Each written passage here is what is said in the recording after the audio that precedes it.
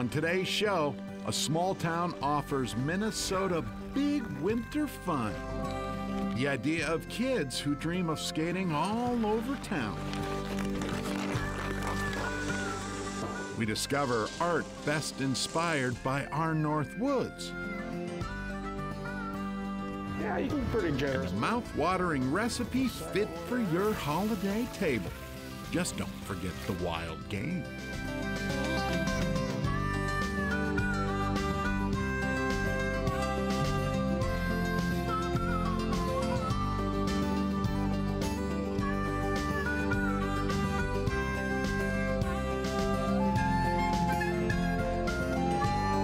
Minnesota Bound, presented by Connecticut Water Treatment Systems.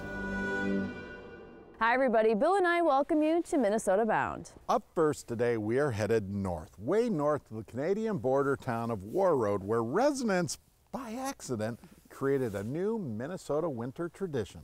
Just don't forget your mittens or your skates.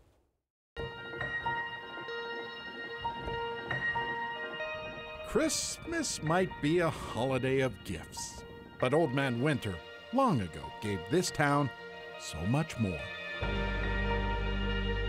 Hockey's life up here. I mean, we're Hockey Town, USA for a reason. A Canadian border borough of 1,800 people, where parents start them young. And locals greet strangers like this. Mike Flick, class of 1987, Section 8 champ. It's just hockey, man. Look around. I grew up playing hockey. My son played hockey here. That's all people talk about in the wintertime. So, when COVID shut the doors to Warroad's indoor rinks, kids came up with a predictable plan.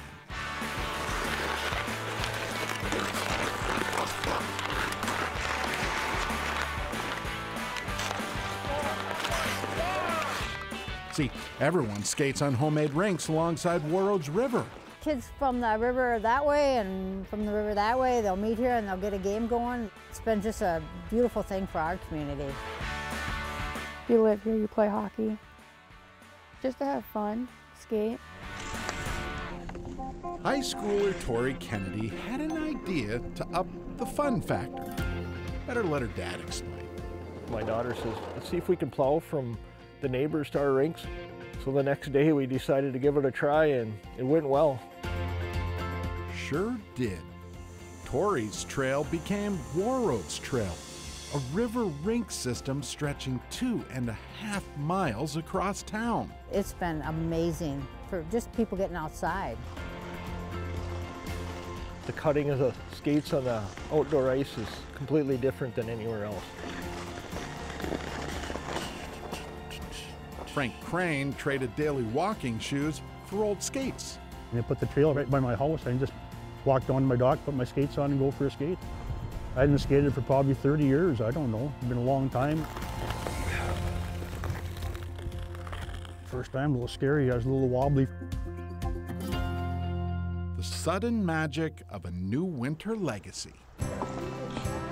I'm a terrible, terrible skater. Strangers can't stay away. Yep, St. Paul. I talk to people on the trail once in a while, people from the cities, people from Grand Forks, Red River Valley over that direction. People coming to walk dogs, pull sleds, push baby strollers, cross-country ski, snowshoe, walk the trail. I mean, you name it. There's a guy here last week, he was on speed skates. He was living in New York State for the last 14 years. Locals rallied around the river too. Waking up bright and early to go set fireplaces. Kids keep wood stocked. Set up some fire pits on the banks and stuff for all the skaters.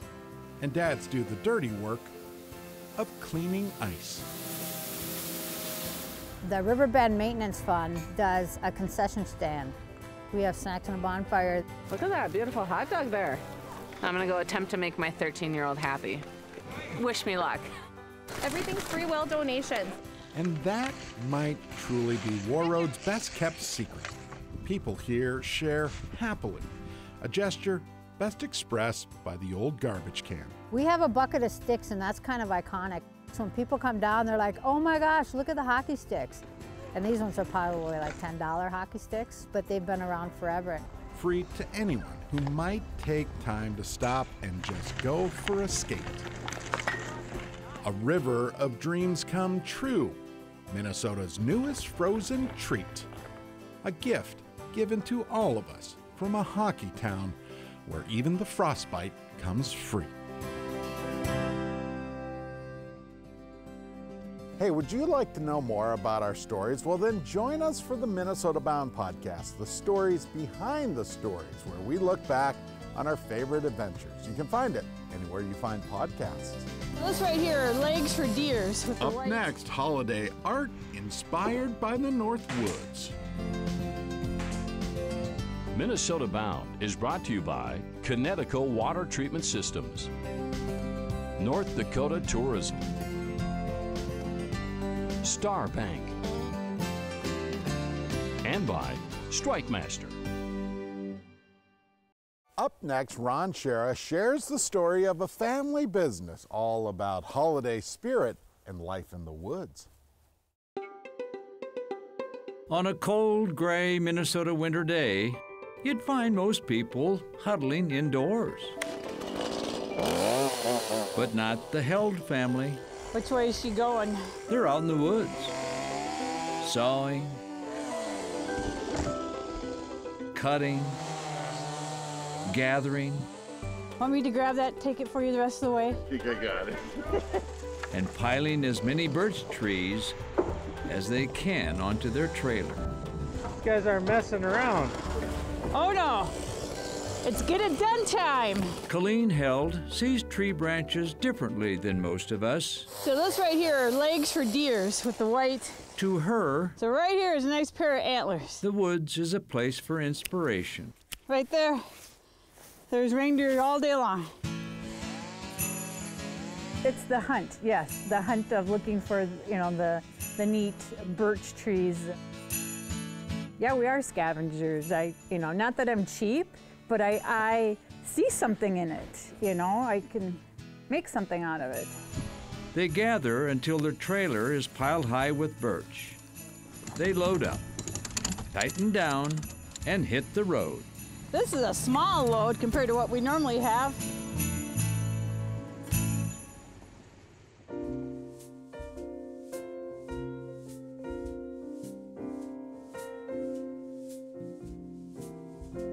This is our home. We live here, we run our business here. You are in Corcoran, Minnesota. You're at our barn where we make all our wood product. And we have a little gift shop inside as well. The Held family modifies those chopped trees and one by one turns them into something else. They make deer and snowmen and all sorts of wooden creations. A lot of people walk in and we have a good friend that he goes, I feel good every time I walk in your barn. I want to just hang out here. Colleen and Mark's 3 sons help work the shop to keep up with demand. If they're short, they're necks. If they're longer, they're legs. And they have it down to a science. I can tell just about, that's a snowman, that's a medium leg, that's a large leg. So we each all have our own departments and everything, so. It goes quick with enough people. This is mainly my department, snowman building and like snowmen. My brother's department is deer. My littlest brother, his department is the laser engraving and the laser cutout signs, Everybody's got their job and everybody knows what to do. It's sort of like Santa's workshop, except they work a little faster than elves. These guys really fly when they get moving, huh? Yeah, they do. We sell probably 3,000 to 4,000 deer a year. So we have to bring a lot of birch back to do all that. And no part of a tree goes to waste. Well, we like to recycle. Not even a crumb. Even the sawdust, we mulch the trees in with it.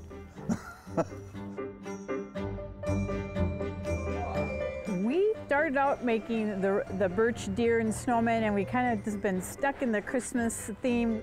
Now, as jolly as Santa is, operating his workshop is not for the faint-hearted. It's a lot of physical work. It's cut it down, drag it to the truck, load it. When we get home, we unload it, and then we process it. It's a lot of hands-on. And that's why it works for the Held family. Just being out in Mother Nature's yard and being outside, that's who we are.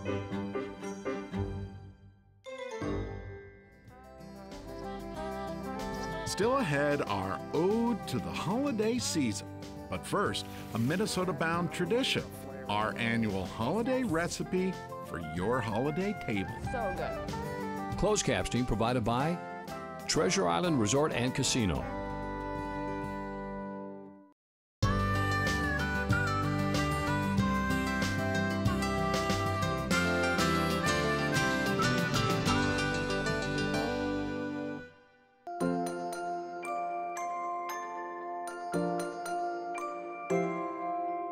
The holidays are a wonderful time to share your wild harvest with friends and family. So I'm here with Chef Jim Kinberg from Delwood Country Club, and today we are getting wild in the kitchen making a holiday presentation of a French elk rib rack. You got it. All right. So what makes this a French rib rack, per se? It's all about those cleaning of the bones that gives that fancy presentation, and that's what makes it French. Awesome. Well, what are the first steps getting started? We're actually going to reverse sear this today. So it's going to go low and slow in an oven. We've got our oven set at about 275. We're going to rub it with a little olive oil, and we're going to season it with a little salt and pepper. Let's get started. All right. So we're going to get started by just taking a little bit of olive oil. We're going to rub that into the elk roast. And that olive oil not only seasons it a little bit, but also helps that salt and pepper stick to it. So awesome. Generous? Yeah, you can be pretty generous with it. Don't be How's shy. that? You're doing great. There you go. Now we have the back side? We have the back side, so let's flip it over. We want the back side to taste as good as the front side. Of course. Chef Jim is all about two seasonings, That's salt right. and pepper, and that is it. Don't forget it. Not asking a lot here.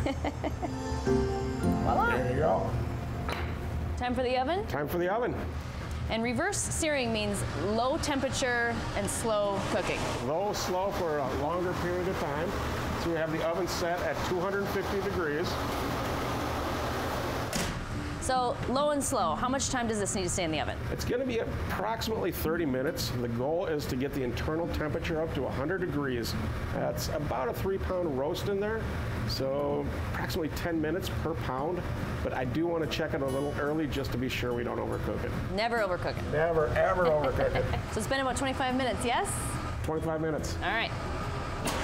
Woo! Look at that.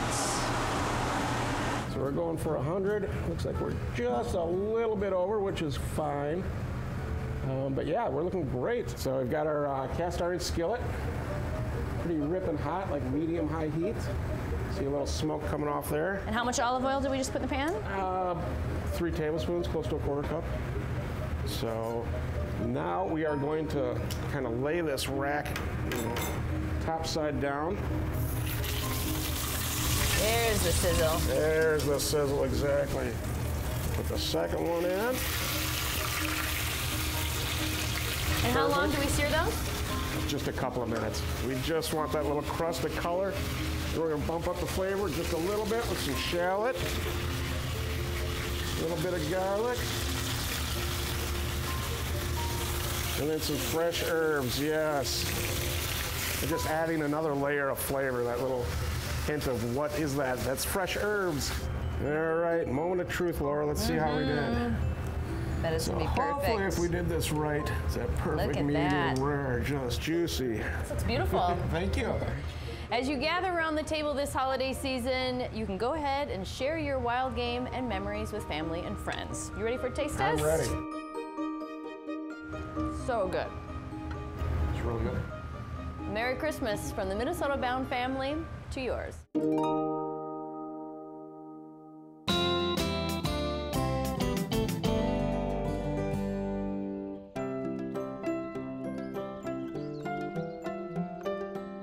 If you want to take your bird feeding in your backyard to the next level, in the wintertime, you want to offer suet. Suet is a rendered beef fat. They add sometimes to it seeds or grains, and then they package it in something like this. The suet is a high energy food for the birds, and they really go for it. You can get all sorts of different types of suet, and all your woodpeckers are going to go crazy for it. If you're old-fashioned like me, what you do is you make your own suet. My favorite homemade suet recipe would be bacon drippings, Crisco, peanut butter, and just a handful or a sprinkling of black oil sunflower seeds. You boil that up, you pour it into a pan, you let it cool, cut it into bars, and then freeze those bars.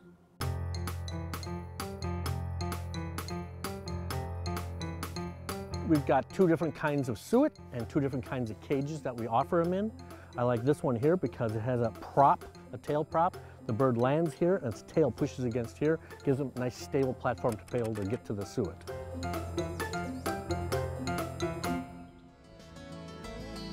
Straight ahead, we celebrate Christmas in true Minnesota-bound fashion. Minnesota Bound is brought to you by Radco Truck Accessories, Pearson Salted Nut Roll, and by Totem Resorts, the premier destination for world-class fishing.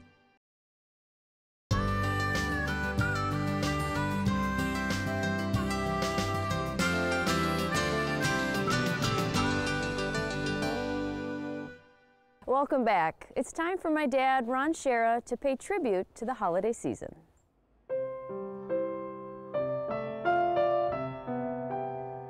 In the corner of the general store, there stands a special tree. Its boughs full of a Christmas message about the birds without the bees. Without our feathered friends, can't you see, the 12 days of Christmas could never be. The gift of love needs birds a-calling and geese a-laying, and another sitting in a pear tree. In the spirit of the season, this holiday tree also reminds us about the gift of birds. Birds that bring so much joy into our lives. The song of the loon. The beauty of a wood duck. A welcome sign of spring, the redwing. The noisy blue jay who yells at everybody. That's fair.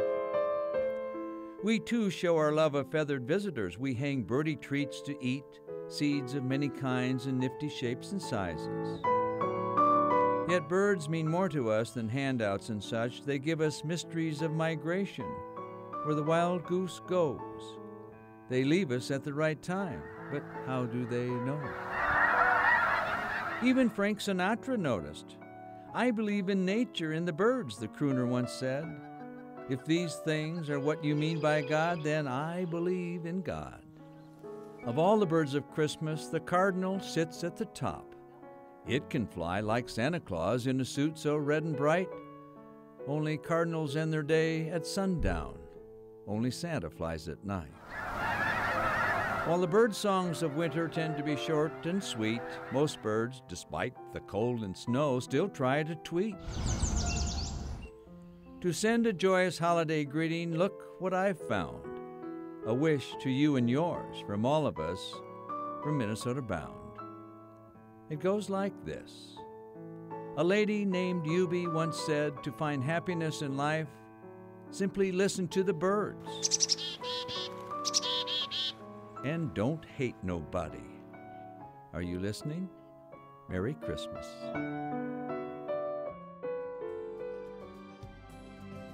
The Christmas trees. You know, the Shirk family tradition, we still cut one every year. Dull saws, spilled hot chocolate, pine needles all over the place. I love it. It's just perfect. A little arguing about which tree is the best tree. Yeah, that's the biggest debate of the year.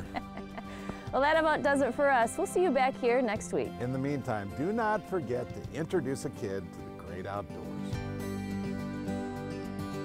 Transportation provided by Premier Transportation. Call 1-800-899-7433.